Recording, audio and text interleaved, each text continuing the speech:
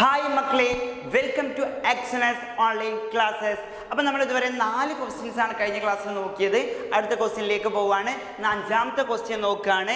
എന്താണ് ക്വസ്റ്റ്യൻ നോക്കിയേ? എന്താണ് കാണുന്നത്? ഇൻ ബോറോൺ ട്രൈക്ലോറൈഡ്, ഏതാണ്? ബോറോൺ ട്രൈക്ലോറൈഡ് ഇല്ലേ? ബോറോൺ ഹാസ്, അതിൽ ബോറോൺ ട്രൈക്ലോറൈഡിലെ BCl3 അല്ലേ? BCl3.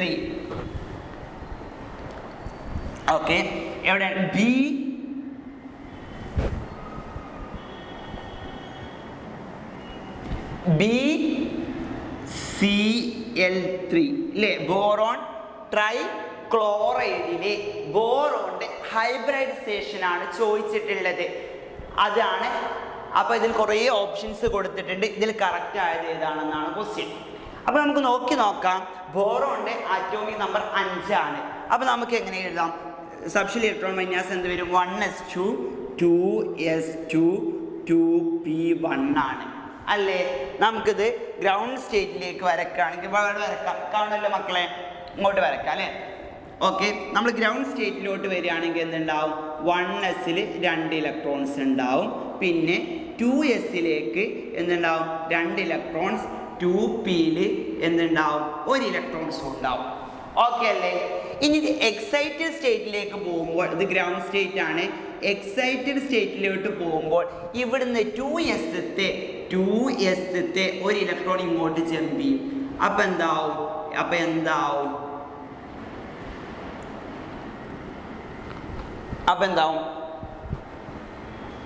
എസ് എന്ന 1 ഇലക്ട്രോൺ ഇങ്ങോട്ട് ജമ്പ് ചെയ്യും. അപ്പം എന്താണ് ഹൈബ്രിഡൈസേഷൻ? നോക്കിയേ, എസും പിയിൽ 2. അപ്പം എന്താവും? sp2 ഹൈബ്രിഡൈസേഷനാണ് കിട്ടുക അല്ലേ? ഇത് മൊത്തം കൂട്ടി വായിച്ച് എന്ത് കിട്ടും?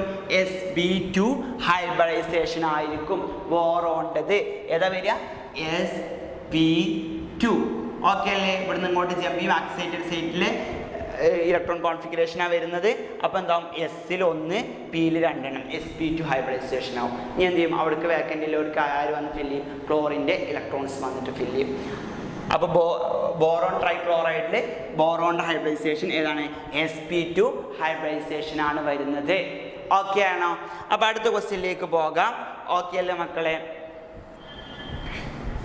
അടുത്ത ക്വസ്റ്റ്യൻ നോക്കിയേ. അടുത്തെന്താണ്? Which of the following form of covalent bond in the compound?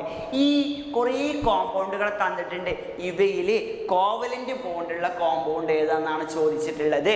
നിങ്ങൾക്കൊരു ഈസി മെത്തേഡ് ഞാൻ പറഞ്ഞു തരാം. ഇങ്ങനത്തെ ഒരു ക്വസ്റ്റ്യൻ വന്നാൽ നിങ്ങൾ നോക്കണം. ഇവിടെ ഏതൊക്കെയുണ്ട്? മെറ്റലും നോൺ മെറ്റലും ആണോ? രണ്ടും മെറ്റൽസ് ആണോ നോക്കണം. എന്നിട്ട് നിങ്ങൾക്ക് മനസ്സിലാവും. ഒരു മെറ്റലും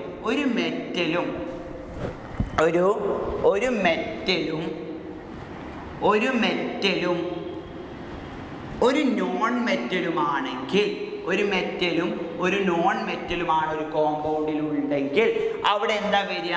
അയോണിക് ബോണ്ട് ആയിരിക്കും വരിക. ഏത് ബോണ്ടാണ് വരിക? Ionic bond. ഏത് ബോണ്ടാണ്? അയോണിക് ബോണ്ട് ആയിരിക്കും വരിക. ഓക്കെ അല്ലേ? മെറ്റലും നോൺ മെറ്റലും ആണെങ്കിൽ അവിടെ ഏതാ വരിക? അയോണിക് ബോണ്ടാണ് വരിക.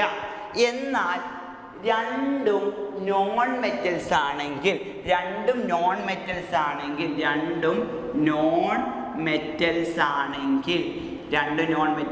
അവിടെ എന്താ വരിക?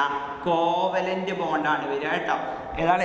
2 പേരും നോൺ മെറ്റൽസ് ആണ്, കോവലന്റ് ബോണ്ടാണ് വരിക. ഇനി നോക്കാം. Sodium chlorine. സോഡിയം എന്ന് പറയുന്നത് ഒരു മെറ്റലാണ്, ക്ലോറിൻ ഒരു നോൺ മെറ്റലാണ്. ഒരു മെറ്റൽ ഒരു നോൺ മെറ്റൽ എന്തോ അയോണിക്കാ വരിക, അയോണിക് ബോണ്ടിങ് ആ വരിക. അപ്പോൾ ഇതല്ല. അടുത്ത മെഗ്നീഷ്യം ക്ലോറിൻ. മെഗ്നീഷ്യം ഒരു മെറ്റലാണ്, ക്ലോറിൻ ഒരു നോൺ മെറ്റലാണ്.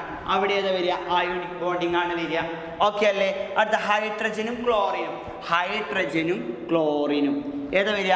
ഹൈഡ്രജൻ ഒരു നോൺ മെറ്റലാണ്, ക്ലോറിൻ ഒരു നോൺ മെറ്റലാണ്. 2 നോൺ മെറ്റലുകൾ വന്നാൽ ഒരിക്കലും സംശയിക്കേണ്ട. ഇതെന്താണ്? കോവലന്റ് ബോണ്ടേ വരുള്ളൂ. ഓക്കെ അല്ലേ? നിങ്ങൾക്കറിയാം ഹൈഡ്രജൻ നമ്പർ ആറ്റം നമ്പർ 1 ആണ്. ക്ലോറിൻ്റെ എത്രയാണ്? 17 ആണ്. 2 8 7 വരും. ഇനി അവസാനം 8 ഇലക്ട്രോൺ ഉണ്ടെങ്കിൽ എന്ത് ചെയ്യാം? 1 ഇലക്ട്രോണിനെ കിട്ടണം. ഇയാൾക്ക് ഹൈഡ്രജന് കളയാൻ പറ്റുമോ? 1 ഇലക്ട്രോൺ വിട്ടുകൊടുക്കാനൊന്നും പറ്റുമോ? ഷെയർ ചെയ്യാനേ പറ്റുള്ളൂ. ക്ലോറിനും ഷെയർ ചെയ്യും. അങ്ങനെയാണ് HCl ഉണ്ടാവുന്നത് അല്ലേ? നമ്മൾ വരക്കുകയാണ് HCl വരക്കുമ്പോൾ ഇങ്ങനെ വരക്കും. ക്ലോറിൻ്റെ ഇലക്ട്രോൺസ്. ഇവരെന്ത് ചെയ്യും, ഇങ്ങനെ ഷെയർ ചെയ്യും, ഇലക്ട്രോൺസ് ഷെയർ ചെയ്തിട്ട് അവസാനം 8 ഇലക്ട്രോൺ ആക്കുന്നതൊക്കെ. അപ്പോൾ ഹൈഡ്രജനും ക്ലോറിനും എന്താണ്, കോവലന്റ് ബോണ്ടാണ്. അപ്പോൾ ആൻസർ ഏതാണ്, ഹൈഡ്രജനും ക്ലോറിനാണ്. ഇവിടെ ലിഥിയവും ക്ലോറിനും ഉണ്ട്. ലിഥിയം ഒരു മെറ്റലാണ്, ക്ലോറിൻ നോൺ മെറ്റലാണ്. അപ്പോൾ ഇതും അയോണിക്ക വരും. അപ്പോൾ ഇവിടെ കോവലന്റ് ബോണ്ട് ഉള്ളത് ആരാണ്, ഹൈഡ്രജന്റെയും ക്ലോറിൻ്റെയും ആണ് കേട്ടോ. അപ്പോൾ ഓക്കെ അല്ലേ മക്കളെ, ഓക്കെ അല്ലേ, ആ ക്വസ്റ്റ്യൻ ഓക്കെ അല്ലേ. നെക്സ്റ്റ് ക്വസ്റ്റ്യൻ നോക്കിയേ, readily soluble in sulphate. Readily soluble ആയിട്ടുള്ള സൾഫേറ്റ്, സാധാരണ സൾഫേറ്റുകളൊക്കെ എന്താണ്, സൊല്യൂബിൾ ആയിട്ടുള്ള ആൾക്കാർ തന്നെയാണ്. പക്ഷേ കുറച്ച് സൾഫേറ്റുകളുണ്ട്, ഇവരെന്താണ്, ഇൻസൊല്യൂബിൾ ആണ്. ആരൊക്കെയാണെന്ന് നോക്കിയാലോ. ഒന്ന് സ്ട്രോൺഷ്യം സൾഫേറ്റ്, ആരാണ്, SR കേട്ടോ. സ്ട്രോൺഷ്യത്തിൻ്റെ സൾഫേറ്റ് എന്താണ്, ഇൻസൊല്യൂബിൾ ആണ്. ആരാണ്, സ്ട്രോൺഷ്യം സൾഫേറ്റ് ഇൻസൊല്യൂബിൾ ആണ്. അതേപോലെ തന്നെ ആരാണ്, PB ആരാണ്, ലെഡിൻ്റെ സൾഫേറ്റും എന്താണ്, ഇൻസൊല്യൂബിൾ ആണ്. അതുപോലെ തന്നെ ആരാണ്, ബേരിയം സൾഫേറ്റ് BA, ആരാണ്, ബേരിയം സൾഫേറ്റും എന്താണ്, ഇൻസൊല്യൂബിൾ ആണ്. അതുപോലെ സ്പൈറലിംഗ്ലി സൊല്യൂബിൾ ആയിട്ടുള്ള ഒരാളാണ് ആര്, കാൽഷ്യം സൾഫേറ്റ്.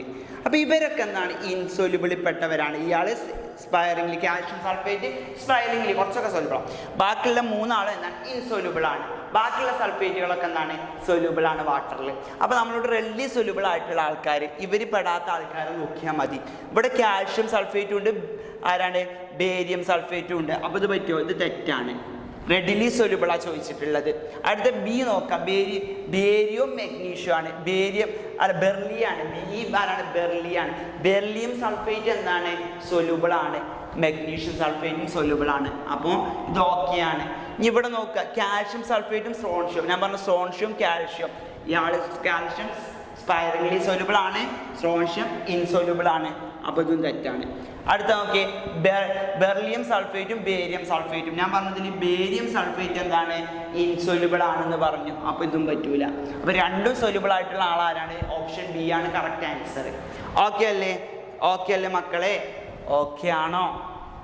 ഓക്കെ. അടുത്ത ക്വസ്റ്റ്യൻ നോക്കിയേ, എന്താ ക്വസ്റ്റ്യൻ, ദ ഹൈഡ്രോളിസിസ് ഓഫ് ഏതാണ്, എത്തിലീൻ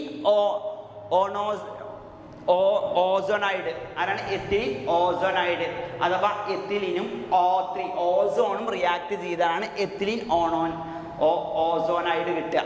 ഇത് എന്താണ്, ഇതിനെ ഹൈഡ്രോളിസിസ് ചെയ്താൽ എന്താ കിട്ടുക എന്നാണ് ചോദിച്ചിട്ടുള്ളത്.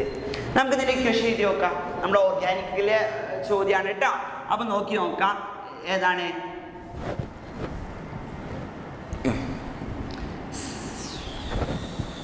ഓക്കെ. എത്തിലീൻ എന്ന് പറയുമ്പോൾ ഏതാ വരിക, C2H4. ഇതിന് നമുക്ക് എന്ത് ചെയ്യാം, O3യോട് റിയാക്ട് ചെയ്യുമ്പോഴാണ് എത്തിലീൻ ഓസോണൈഡ് കിട്ടുക അഥവാ C4H4O3 കിട്ടുന്നത്.